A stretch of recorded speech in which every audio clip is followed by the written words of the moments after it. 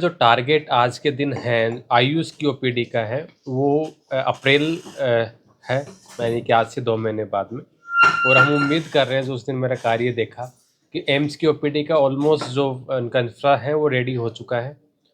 उनके बाद में एक रोड उन्होंने जो एक्सेस था वो भी बनाना शुरू कर दिया है।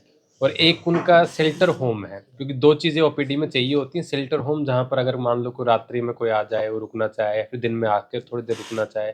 2 बिल्डिंगों का काम ऑलमोस्ट पूरा हो गया है उनका। बाकी जो उनकी नॉर्मल ओपीडी है, नॉर्मल आईपीडी है, उनका इंस्टीट्यूशनल ब्लॉक है, वो भी काफ़ी तेज़ी से कार्य चल रहा है।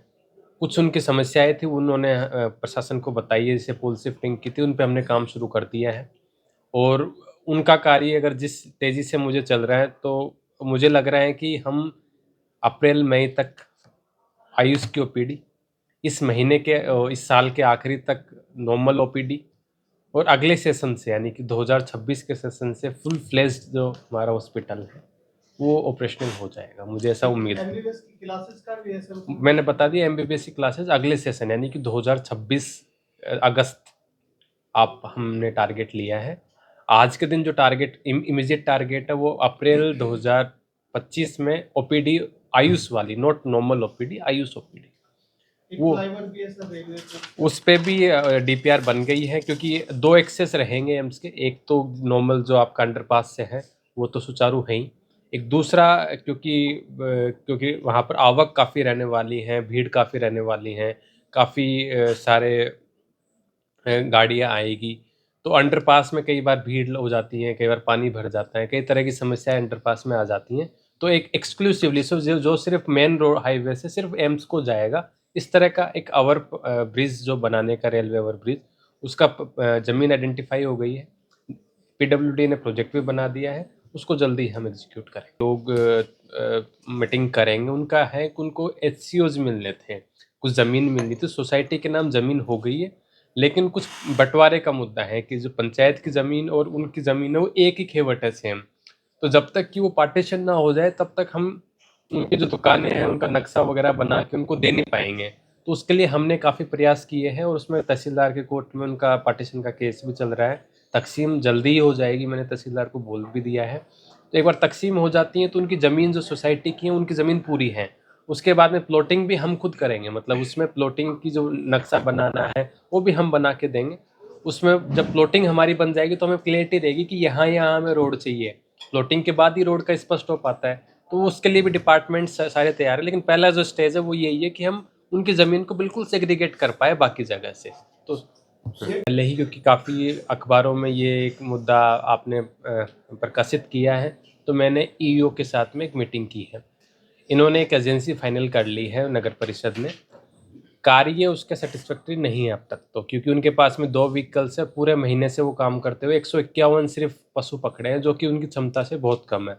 अगर 2 पशु होते हैं तो हम उम्मीद करते हैं कि मिनिमम आपके दिन के 40 पशु 20-20 एक व्हीकल में पकड़ेंगे। तो आज हमने एजेंसी के लोगों को भी बुलाया, ईओ को भी बुलाया, और एक निर्णय ये हुआ कि कम से कम दिन के 40, यानी कि हमारे पास में 2 गौशालाएं ऐसी हैं जिन्होंने हमें 550 से ऊपर का अपना स्पेस दे दिया है, तो स्पेस की भी कमी नहीं है। एजेंसी का कार्य उतना सेटिस्फैक्ट्री आज हमें लगा नहीं है। आज जो रिव्यू हमने किया है, उनको टारगेट ये दिया गया है कि प्रतिदिन 40 पशु, यानी कि एक व्हीकल में 20 पशु। तो अगले 10 दिन के अंदर वो हमें डेली उसकी हम प्रोग्रेस लेंगे, और 400 के अप्रोक्सीमेटली हमने टारगेट दिया है कि 10 फरवरी तक 400 और पशु वो पकड़ ले। और उसके बाद में अगर ये हमारा मोमेंटम रहेगा, तो देखो एक दिन में समस्या नहीं होती समाधान, लेकिन आप मानो कि 1 महीने तक अगर हमारा ये मोमेंटम रह जाता है, 1 महीने का मतलब 1200 पशु, 1200 पशु के बाद में आप देखोगे शहर काफ़ी हद तक इस चीज़ से मुक्त हो गया होगा। उसमें एक मुद्दा जो हमें आ रहा था कि जो कई व्यक्ति थे जिनकी गाय खुद अपने आवारा पशु के रूप में छोड़ देते हैं वो दिन में, उसके बाद में जब उनको पकड़ने जाते हैं थोड़ा झगड़ा क्रिएट करते हैं।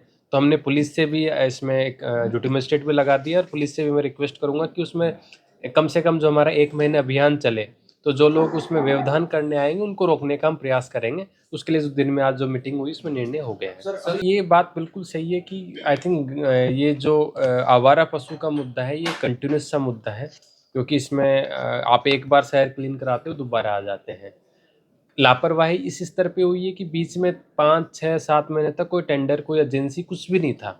और उसमें कई इलेक्शन का भी रीज़न रहा कि इलेक्शंस में कुछ टेंडर्स नहीं हो पाए, कुछ जगह एजेंसियाँ आई वो डिस्क्वालीफाई हो गई, तो उसमें डेफिनेटली कहीं न कहीं एक ढिलाई बरती गई है और उसपे अब जो उसपे जाँच तो कर ही लेंगे कि हमने ढिलाई क्यों बरती, लेकिन आगे से हम ये व्यवस्था बनाएँगे कि अगर मान लो कोई टेंडर हो रहा है, सफाई का हो गया या फिर इस तरह आवारा पशु का हो गया, जो डेली का काम है, जो रूटीन का काम है, पानी की व्यवस्था का हो गया, तो जब खत्म हो टेंडर उससे 3 महीने पहले ही नया टेंडर फ्लोट कर दें और ताकि नई एजेंसी पहले से ही आके तैयार हो जाए।